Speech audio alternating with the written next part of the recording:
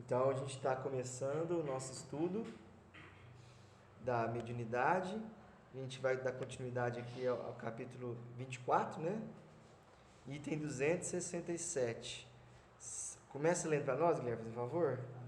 Podem resumir-se nos princípios seguintes os meios de se reconhecer a qualidade dos espíritos. Primeiro, não há outro critério senão o bom senso para se aquilatar do valor dos espíritos. Absurda será qualquer forma que eles próprios deem para esse efeito e não poderá provir de espíritos superiores. Então vamos lá, esse primeiro ponto. Ele deu alguns tópicos para resumir, mas não quer dizer que exista uma fórmula.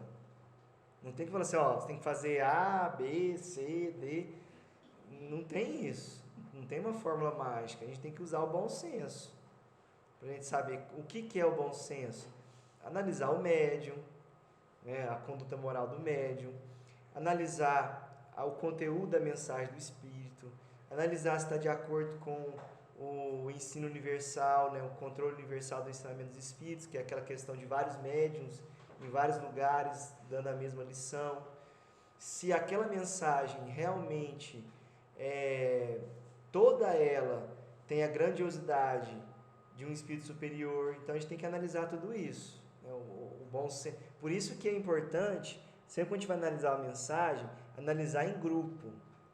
Porque uma pessoa só pode ser que ela não consiga perceber nada de errado. Um grupo analisando, aí é mais fácil chegar num filtro melhor ali, né? Porque cada um vai conseguir ver de uma forma diferente, né? E isso é feito assim?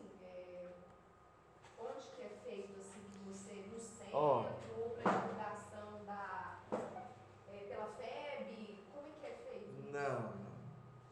Isso tem que ser feito porque, assim, a federação, ela não deveria impor um controle de cima para baixo. Na verdade, a federação, ela obedece às necessidades dos centros espíritas. O principal núcleo do espiritismo é o centro espírita.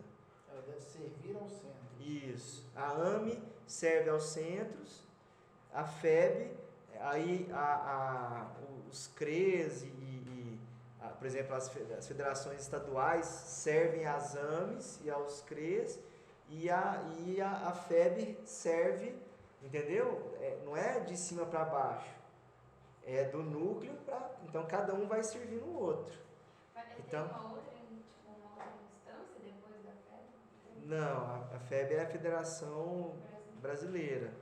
Só que ela é a que mais deveria servir, porque ela deveria servir as federações estaduais, né? E aí as federações servem os CREs servem as AMES, que são as alianças municipais. O que é o CRE? O CRE é o Conselho Regional Espírita. É uma região. Há várias AMES, por exemplo, CRESUL, é a região do Triângulo Mineiro. Então, as várias AMES das várias cidades formam os CREs. Entendeu? E aí os CREs servem às AMES e as AMES servem aos centros espíritas. Tanto é que numa cidade que tem mais de 2 centros espíritas, aí os presidentes dos centros formam o CEM, que é o Conselho Espírita Municipal. Esse CEM vai eleger os presidentes da AME. Então a AME está servindo os presidentes desses centros, entendeu? É uma forma de organização para poder servir melhor, trabalho de unificação, trabalho em conjunto. Para isso que serve a AME, entendeu? Entre o CRE e a FEB tem um no meio aí que você falou? Tem o estadual, né? Estadual. Então, Aí os vários CREs formam, por exemplo, a União Espírita Mineira. Forma o estadual. Porque esse é o CRE do Triângulo Mineiro, né? O CRE do... Que aí regional, né? Aí os CREs regionais. Para poder juntar e fazer o mineiro, né? E aí o mineiro tem também os conselhos, os COFEN, que são os conselhos que deliberam, aí tem um monte de... Nosso trem já ficou assim. Não, mas sempre teve. Mas é uma organização para facilitar o processo de unificação, porque como que um centro, um separado do outro, iria fazer um trabalho de unificação sem alguém que pudesse representar e servi-los? Mas aí que entra a dúvida. As pessoas acham que essas instituições não são hierárquicas, elas não são para colocar alguma coisa, elas são para servir as necessidades. Então, o centro tem uma necessidade, passa para a AME tem uma necessidade, passa para o CRE. O CRE tem uma necessidade, passa, entendeu? Então, são formas de servir melhor, porque vai aumentando, né? Por exemplo, quando tem cidades com muitos centros espíritas, igual Uberaba, por exemplo, tem 120 centros espíritas, porque assim, o que Kardec falou? Que o trabalho de unificação seria esses centros poderem confraternizar uns com os outros. Mas como que vai confraternizar uns com os outros sem uma organização para poder ajudar nesse processo? Entendeu? Então, aí por exemplo, nós estamos aqui, vou colocar o exemplo de Uberaba. Inclusive, meu avô, o nosso avô, né, ele praticamente criou a AME de Uberaba, Cometrim, a União Espírita Mineira, ele ajudou muito na organização da União Espírita Mineira. Por quê? Porque ele recebia as orientações do Chico e ele tinha condição moral de ir lá e de fazer as coisas. Ele tinha essa possibilidade, né? As pessoas respeitavam bastante. E aí, então, por exemplo, tinham várias juventudes que faziam campanha do quilo. Cada um fazia o seu. Aí ele pegou e falou assim, não, vamos fazer um trabalho de unificação dessas várias campanhas, para unificar os trabalhos. Aí criou um departamento da AME, de assistência fraterna, e esse departamento que criou esse trabalho da coleta unificado de vários centros. Para abrir um centro, que eu preciso, qualquer pessoa pode abrir? Pode, não precisa de nada. Isso também não precisa necessariamente cadastrar na AME, não precisa. Não. A doutrina dos espíritos é uma doutrina livre. Normalmente a pessoa cadastra para ela poder ter mais possibilidades de trabalho, de unificação, entendeu? Então, todo centro de Uberaba não tem nenhum centro que a gente fale, esse não é viável, não tem. O que de ser cadastrado? Não, assim, é porque eu estou te perguntando que eu não sei, né? Tem muito centro em Uberaba, assim como você falou. Aí, não sei, de repente a gente vai no centro, se esse centro é bom, se ele está dentro da... A gente nem precisa frequentar. Então, para poder cadastrar na AME, existe vamos dizer assim, existe um pré-requisito que é seguir os ensinamentos de Kardec e Chico, né? Então, mas aí não tem. No caso seria você frequentar e saber. Descobrir qual que é a forma que aquele centro leva. Até porque tem muitos centros, você pode perceber que a maioria dos centros que não cadastram, porque ele foge um pouquinho da... Quando você já está com essa vivência aqui de frequentar o centro aqui do Roberto, de conhecer o jeito, porque esse centro aqui ele reflete o jeito do espiritismo do que o Jabas aprendeu, né? E desenvolveu a vida inteira, e que a gente aprendeu com ele, né?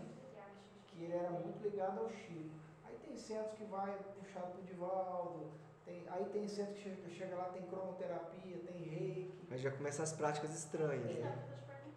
A questão de qualquer pessoa pode abrir o seu. Aí para ela vai servir o livro Práticas Estranhas. Tem um livro que nós estamos lançando, que se você ler esse livro, você vai ver todas as práticas estranhas dentro de um centro, que aí quando você chegar nesse centro e começar a frequentar, você fala, opa, isso aqui tá errado, isso aqui não tá legal não. Aí você vai ser capaz de saber o que está ok e o que não está ok. E é justamente porque qualquer um pode montar o centro que existem esses centros que têm trabalhos diferentes.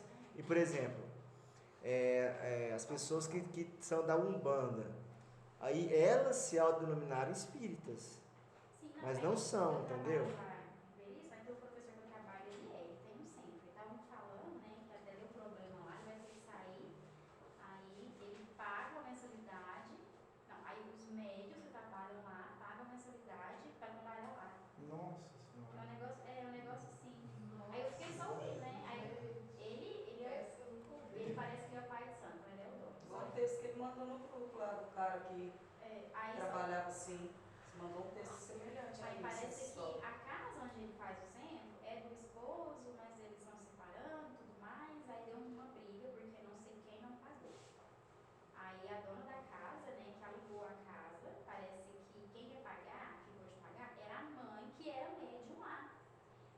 que não ia receber porque eu não vou cobrar da minha mãe. Aí ele falou, não, mas a sua mãe, ela vai te pagar porque ela paga a mensalidade, porque ela é médium.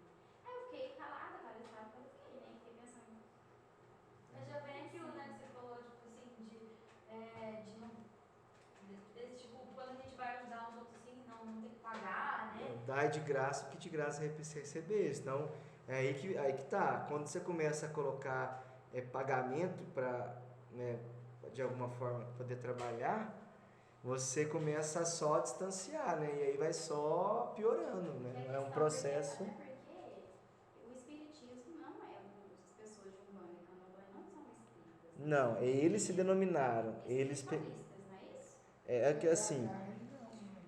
É porque lá na introdução do Livro dos Espíritos, do Evangelho, do Livro dos Espíritos, né? Fala a diferença de espiritualista e espírita. Fala assim que espiritualista mexe com o espírito, né? Mexe com o espírito. Então, se você acredita numa vida após a morte, na existência de espíritos, você é espiritualista. Agora, você trabalhar a comunicação com os espíritos, porque às vezes o espiritualista nem sempre ele vai acreditar, porque ele vai acreditar que existe algo além, mas ele pode não acreditar, ele pode ter outro tipo de crença, entendeu? Então o que acontece? Aí essas pessoas pegaram essa definição do começo de Kardec e falaram assim, não, mas como a gente trabalha com o espírito e comunica com o espírito, então a gente pode ser considerado espírita. Aí não pode ser espírita kardecista, né? Então, aí misturou tudo, mas a questão é que espírita, se você falar espírita, é só um. Porque não tem outro. Redundância, falar espírito kardecismo. Aí não tem outro. Ser espírita, igual eu estava pensando aqui, ser espírita, você, para ser espírita, tem que seguir o Pentateuco, né? Os livros do Kardec, tem que seguir as orientações. Aí quando já entra na seara do Chico, aí já cria uma polêmica também, né? Que aí tem uns caras que. Mas assim, o espiritismo tradicional mesmo, raiz, até porque no nosso entendimento, Chico é Kardec. Né? Então, tá dentro do mesmo raciocínio ali. O cara fala, eu sou espírita, mas não segue nada do Kardec. Você é espírita o quê? Aí como? Olha só, ele fala assim, ó, aqui, ó, com efeito, o espiritualismo é o oposto do materialismo. Quem quer que acredite haver em si alguma coisa mais do que a matéria é espiritualista. Não se segue daí que crê na existência dos espíritos ou em suas comunicações. Então, o espiritualista vai acreditar em algo além da matéria, mas talvez não acredite em espírito. Então, é espiritualista. Ele pode acreditar em algo além da matéria, mas não necessariamente em espírito, certo? O primeiro ponto é esse. Agora, ele fala assim, ó, em vez das palavras espiritual, espiritualismo, empregamos para indicar a crença a que vimos de referirmos os termos espírita e espiritismo, cuja forma lembra a origem e o sentido radical e que, por isso mesmo, apresentam a vantagem de ser perfeitamente inteligíveis, deixando o vocábulo espiritualismo a acepção que lhe é própria. Beleza. Diremos, pois, que a doutrina espírita ou o espiritismo tem por princípio as relações do mundo espiritual com os espíritos ou seres do mundo invisível. Os adeptos do espiritismo serão os espíritas, ou se quiserem, os espiritistas. Então, se você falar espiritistas, você já não tem como confundir. Mas assim, por que eles utilizaram esse termo e acabou dando confusão? Porque o Kardec falou aqui, olha o que o Kardec falou, ó. Diremos, pois, que a doutrina espírita ou espiritismo tem por princípio as relações do mundo material com os espíritos ou seres do mundo invisível. Então, o que vamos supor, a pessoa criou uma Umbanda. Sabe como é que foi criada a Umbanda? A pessoa chegou num centro espírita, foi trabalhar, e aí começou a desobsessão e ele incorporou o Preto Velho. Aí o dono do centro lá, o presidente, mais cabeça dura, falou assim, não, aqui não pode incorporar Preto Velho não, você pode ir embora. E aí ele foi embora e o mentor dele falou assim, não, se a gente não pode então incorporar aqui, vamos criar uma religião que a gente possa incorporar o Preto Velho. Aí surgiu Umbanda. Essa religião não veio da África? Não, ele tomou algumas coisas da África. O que veio da África é o candomblé. Entendeu? O que veio da África é o candomblé. Aí que eles fizeram, ah não, mas peraí, a minha religião, ó, o que ele falou, a minha religião tem por princípio as relações do mundo material com os espíritos. Então, minha religião é espírita. Entendeu? Por isso que eles se autodesignaram espíritas. Ah, não, eu sou espírita de candomblé, porque eu me comunico com o espírito, mas na forma do candomblé. Ou então o outro chegou, não, eu sou espírita de Umbanda, porque eu me comunico com os espíritos na forma do Umbanda. Entendeu? Então, as pessoas se denominaram isso. Mas se a gente for falar mesmo doutrina espírita, pessoa espírita, espiritismo, automaticamente já foi um termo criado por Kardec, então não teria que confundir, né? Então falar assim, não, espírita é o que segue Kardec, não precisa falar que é kardecista. Mas como as pessoas criaram essas designações, aí acabou tendo que aumentar a forma de explicar para poder entender. A gente deve, né, continuar o diálogo, tentando explicar, porque às vezes parece que eu fico pensando, gente, eu deveria ter continuado, mas aí eu penso, eu vou ficar perdendo tempo, porque aí é bom senso. Aí é bom senso. A pessoa deu abertura para você explicar ou ela só estava curiosa e só estava jogando fora. Então, se a pessoa começar a refutar e ela não quiser entender, você vê que ela não está querendo aprender, você para. Agora, se a pessoa está curiosa, ela está querendo entender, aí tudo bem, entendeu? Aí é bom senso. É a mesma coisa quando a pessoa, sei lá, tipo, serve, né, também para quando a pessoa às vezes tem receio, medo, ou coisa do tipo também.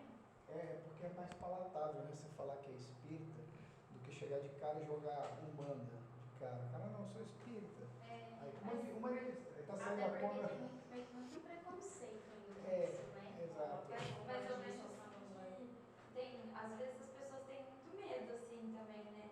Porque às vezes, por exemplo, as meninas que moram comigo, tem uma que ela tá bem cabeça aberta, veio aqui e tal, né? Mas a outra, às vezes ela quer saber, mas ela tem medo, sabe? Eu também não sei até onde eu conto, como é. Não, até onde ela se sentir confortável.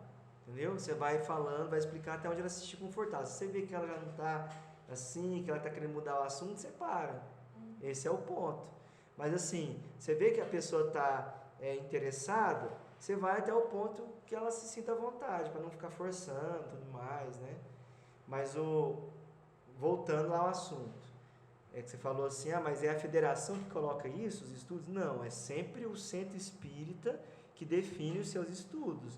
E é o centro espírita que vai definir o grupo que vai estudar, vamos supor que tem um médium lá de psicografia, os trabalhadores vão, quem estiver na presidência no caso, ou quem estiver responsável, vai definir com as pessoas como que eles vão analisar todo mundo junto aquela mensagem, para poder dar dicas, sugestão.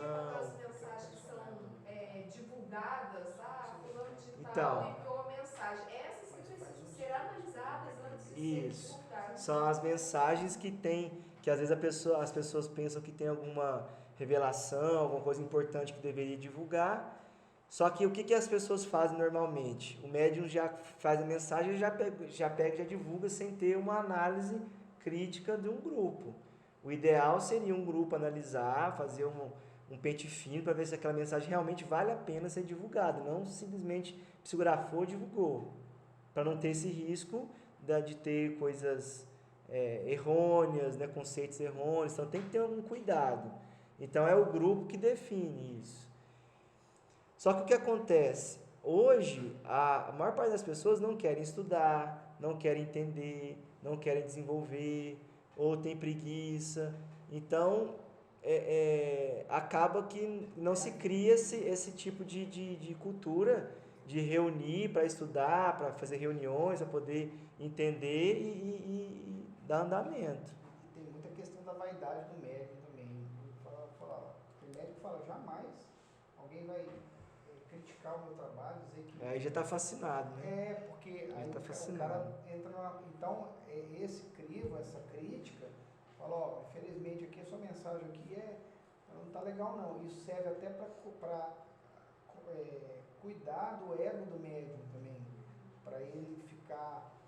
Porque se ele não aceitar a crítica, ele já está fascinado, entendeu? Porque depois que eu comecei a vir pra cá, que a gente até falou sobre isso, teve um estudo, até que você falou uma coisa engraçada, um tempo atrás, daquele centro que eu te falei, do Vale de Delis. Aí todo mundo, ela mesma falou, não, vai lá, porque lá a gente recebe mensagem de um monte de gente famosa. A gente recebeu mensagem do Chico, eu lembro que eu te mandei até o vídeo. Aí eu já fiquei assim, mas será? Porque uma das coisas que a gente estudou, os espíritos infelizes, atrasados, eles vão colocar um nome famoso, um nome de respeito para poder atrair a atenção das pessoas, respeito da identidade. Então, aí quando me falou, a gente já tinha tido essa aula, né? Aí ela ficou pra mim assim, mas eu não sei não, porque pra que o espírito vai se identificar? Se ele queria mandar mensagem, não se identificaria, não. Olha, eu, né? Mas peraí, presta... Falando pra Você já observou na internet que tem um monte de mensagem de gente que quer bombar na internet, aí ele é desconhecido, aí ele coloca lá, assina como Pedro Bandeira, aqueles autores, Olavo, não sei o que, o cara pega e bota um nome famosão, ou bota Chico Xavier também. O Robertinho vive pegando mensagem e fala assim, o Chico nunca falou isso, não tem literatura nenhuma aqui, uma mensagem bonita, maravilhosa, e espalha igual pólvora na internet, cheio de mensagem, e todo mundo espalha e ninguém para pesquisar, para ver se realmente é isso. Mas é porque não tem, igual eu tô te falando aqui. Aí me falaram assim, vamos lá no centro, eu acho que é dia de domingo que tem, né? Mentira, na terça-feira. Vou lá no centro tal hoje, né? Eu falei assim, não, hoje eu tenho um estudo vou lá no Pai do Céu, vamos lá, é muito bom o estudo. Eu vou lá porque ela me chamou, né? Não, lá, semana passada, ele recebeu a mensagem do Chico. Aí foi onde eu falei, sabe? Eu falei, não sei, né? Então, o espírito usa um nome, isso e tal, né? o espírito usa um nome famoso para poder atrair respeito e para poder a pessoa já atrair seguidores e tudo mais. Reinauguração. E então, não é que o do Chico vem, se ele realmente der essa mensagem, ele vem com código lá? Tem a questão do código, tem a questão que ele falou que não ia mais mandar mensagem. Mas assim, não é só o Chico. Ele vai falar a mensagem e fala Chico, aí as pessoas já acham que Então, aí tipo assim, isso é uma forma de chamar atenção e de atrair. Então, quer dizer, a pessoa está indo lá pelo fenômeno, está indo lá porque tem gente famosa mandando mensagem, não está indo. Então, isso que é a questão. Hoje é complicado porque são pouquíssimos centros que buscam seguir Kardec e Chico, pouquíssimos, que buscam entender os princípios da doutrina espírita, que buscam realmente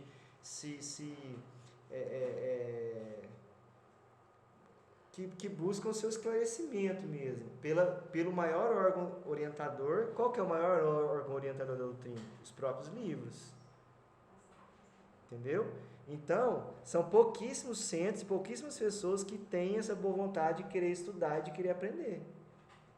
Às vezes a pessoa estuda um pouquinho, lê 1 ou 2 livros, já acha que está sabendo demais e agora não preciso estudar mais nada, agora eu vou só ensinar, e aí já começa a querer ensinar cobrando. Então, assim, a gente tem os obsessores encarnados e desencarnados, né? Os obsessores encarnados se chamam falsos profetas. Então vai lá, Letícia, lê o 2 para nós, fazendo favor. Segundo, apreciam-se os espíritos pela linguagem de que usam e pelas suas ações. Estas se traduzem pelos sentimentos que eles inspiram e pelos conselhos que dão. Então a gente consegue analisar o espírito pela linguagem e pelas ações e pelo conteúdo, né? O sentimento que eles inspiram, os conselhos que dão, né? Porque pode ser uma mensagem psicografada ou falada, né? Mas a gente tem que analisar tudo isso. Qual que é o sentimento que traz, qual que é o tipo de conselho que está dando, qual que é a linguagem que está usando, qual que é o conteúdo, a ação. Vai lá, Andressa, 3, cada um lê um, vai. Admitido que os bons espíritos só podem dizer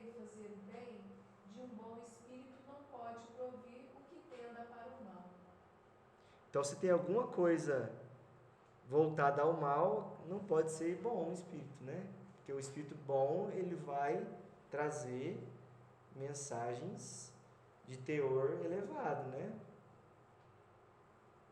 Porque o bom espírito, ele já não tem mais aquela... Porque quando a mensagem tem alguma coisa negativa, alguma coisa que pende para o mal, então ele não pode ser considerado bom espírito, porque o bom espírito já se desprendeu desse aspecto do mal, né?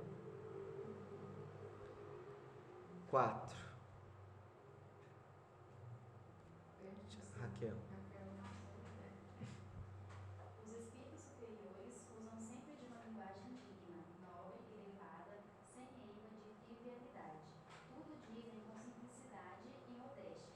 Jamais se vangloriam, nem se jactam de seus saberes, ou da posição que ocupam entre os outros. A dos espíritos inferiores ou vulgares, sempre há o reflexo das paixões humanas. Toda expressão que denote baixeza, pretensão, arrogância, fanfarronice, aquimônia é indício característico de inferioridade e de embuste, se o espírito se apresenta como um respeitável e venerável. Tá vendo? Aí, ó, já respondeu o que você estava falando. Então, ele vai usar coisa vulgar, né? Vai ter ciúme, baixeza, arrogância, vai usar nome importante, tudo vai criar ciúme, discórdia, entendeu? Onde é que tem na literatura espírita, não sei se eu vi isso nos livros do Kardec, que o Kardec bota uma mensagem, que a mensagem é perfeita, só que era um embuste. E aí, no final do Livro dos Médiuns. No final do Livro dos Médiuns. Tem as mensagens falsas. E aí você tem que ter você tem que ser muito ninja para detectar que é um embuste, porque tem alguns gatilhos assim, que o cara tem que ser muito conhecedor do espiritismo, e eles enganam direitinho, ele fala palavra bonita e tal, e mensagem de amor, de luz. Esse gatilho é intuindo a pessoa para uma má tendência? É uma coisa assim que você lê, e o Roberto tem muita experiência com o espiritismo, ele fala isso aqui não está na linguagem do espírito superior, não está caindo bem, apesar de ser uma mensagem bonita, mas ela vai passar na maioria das pessoas, mas tem esse detalhe, aí é muito legal essa parte, isso aí depois, podia no final, podia? Fica para tarefa de casa, então, né? Vamos ler isso aí e trazer para o próximo aula, hein? O que você acha? Tem que terminar primeiro, né, o capítulo, né? Porque assim, como é que vai ler sem terminar o capítulo, né? É no final, a gente quer... porque aí você consegue, mas a gente vê aqui, ó, que o espírito elevado, ele nunca é trivial. Ele não tem sem eiva de trivialidade, não é trivial, assim, banal, entendeu? E ele tem modéstia, simplicidade, linguagem nobre, elevada. Ele não se vangloria no sentido de falar assim, eu sou bom, eu sou elevado. Ele nunca como é que fala? Ele nunca vai falar assim, eu sei muito, né? Eu faço muito. Trivial é banal, assim, fútil. E outra coisa, né? O poder da síntese também. Ele fala em poucas palavras muita coisa. Se o espírito começa a falar assim, eu estou numa região elevada, que eu convivo com espíritos, com Sócrates, não sei o que, você pode saber que esses, entendeu? E a gente vai ver nessas mensagens aí, que cada uma delas, eles falam umas coisinhas assim, que você consegue detectar. Alguma paixão humana, ou ciúme, ou discórdia, ou aqueles 7 pecados capitais, a gente fala, ele vai, em algum momento ele vai, orgulho, vaidade, em algum momento ele vai tropeçar em algum problema, assim.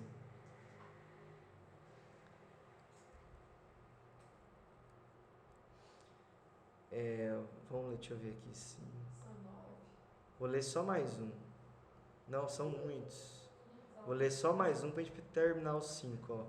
Não se deve julgar da qualidade do espírito pela forma material nem pela correção do estilo. Então, não é só porque escreveu a palavra errada que o espírito não é superior. Então, não é isso, não é a forma. Porque, por exemplo, o próprio Chico tinha mensagens que às vezes vinham com erros gramaticais. Apesar do Chico ser muito detalhista com isso, mas podia passar, normal. Os espíritos também, quando eles vão passar, eles estão preocupados com o conteúdo, né? Aí o médium que tem que ter o médium ele tem que ter essa vontade e essa preocupação de ter o seu português desenvolvido, justamente para ele conseguir ter uma mensagem que pode representar melhor o pensamento do espírito. Então, por isso que o médium tem que estudar de todas as formas. Tem que estudar português, tem que estudar o próprio espiritismo, para ele poder ter condição intelectual de... Porque o espírito só consegue mandar mensagem pelo médium se o médium tiver alguma bagagem que permita ele passar.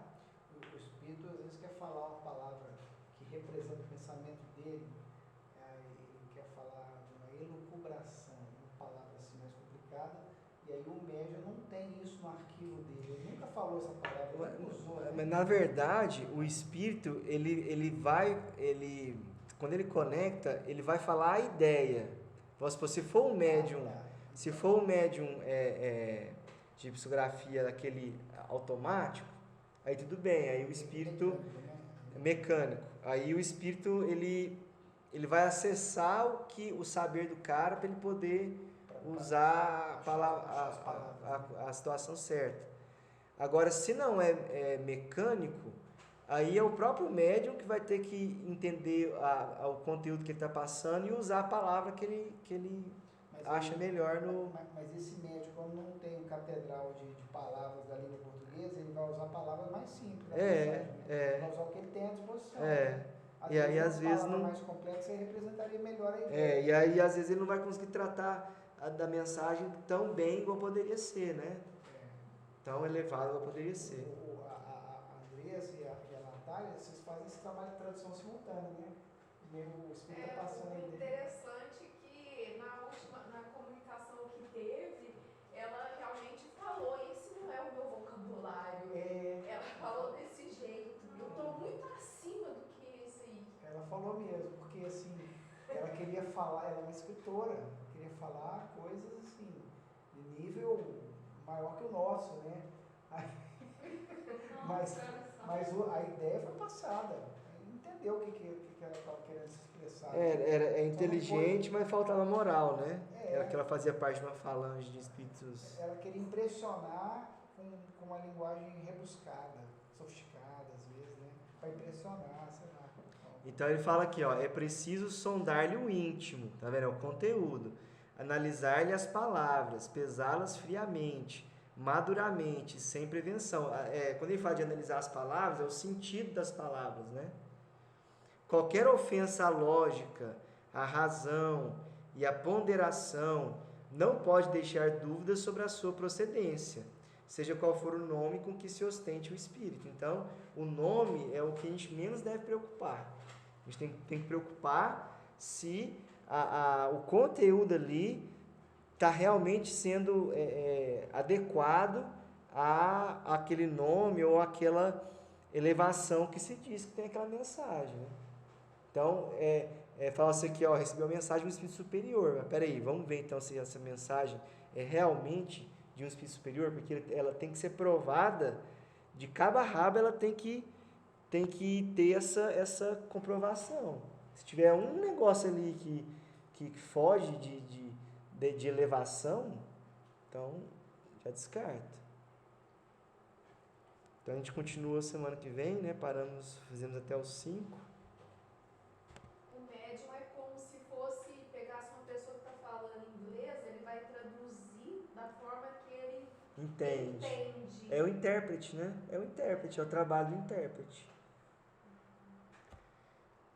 E aí o médium mecânico já é como se o espírito conseguisse acessar a mente dele e conseguisse trabalhar ali a mensagem de acordo com aquela base que o médium tem. Tanto é que, por exemplo, pega um médium que não tem tanto elevação, o espírito tem que preocupar em desenhar a letra por letra. Vamos supor que um médium é analfabeto.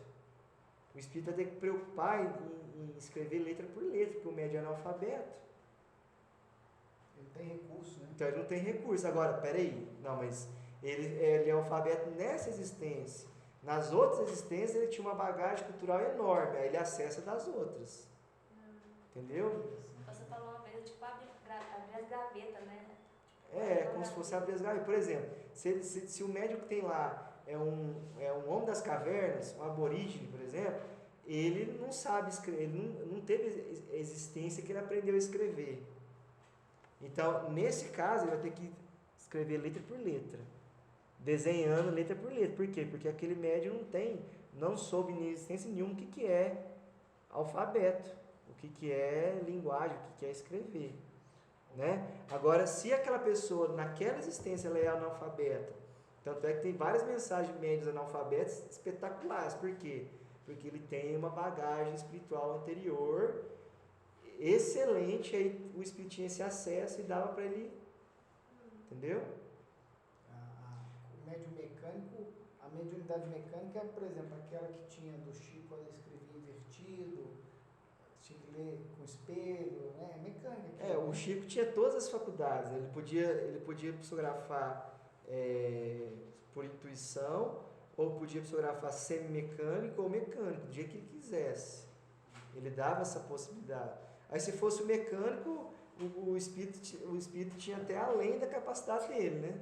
Porque o Chico é um espírito superior, né? Então o espírito tem até ferramenta a mais. É como se você estivesse pegando uma ferramenta no computador aqui, que você não sabe mexer no programa, e tem muito mais ferramenta que você consegue mexer. Aí o espírito fica até, porque é muito além do... Aí até a linguagem dele melhora. É o caso do Chico. Você fala assim, né? Eu queria um MS Paint, me deram um Adobe Photoshop, né? Então, agora o Paint é muito básico. O Paint é aquele programinha que você passa. O Photoshop é avançado. Tinta, Mas Paint é aquele que eu uso para fazer atividades mínimas? Deve ser, mas eu também não sei mexer no Photoshop, não. Photoshop tem que fazer curso para mexer. Aí fica assim, como que o espírito quer passar a mensagem, o Chico vai lá, orienta ele e fala assim. Mais ou menos assim. Agora, o espírito, quando ele tem um médium, que ele tem uma bagagem boa, aí talvez ele nem precise se preocupar com as palavras que ele vai usar, porque o que o espírito quer, o ideal que o espírito quer, é que ele vai passar a mensagem e o médium transcreva sem ele precisar ficar preocupado com as palavras que ele vai usar, entendeu? Esse é o melhor tipo de médium que o espírito quer, porque ele quer passar o conteúdo. Agora, a palavra que ele vai usar, que o médium vai usar, não importa para ele. O que importa é aquele conteúdo que está sendo passado. Agora, se o espírito precisar ter que preocupar com a linguagem, com a palavra que ele vai usar, aí ele já se sente incomodado. Então, se o médium já tiver a bagagem, e aí o espírito, a gente até estudou isso numa vez passada, o espírito fala assim: utilize a palavra que quiser, desde que o conteúdo seja o conteúdo que eu quero passar. Entendeu?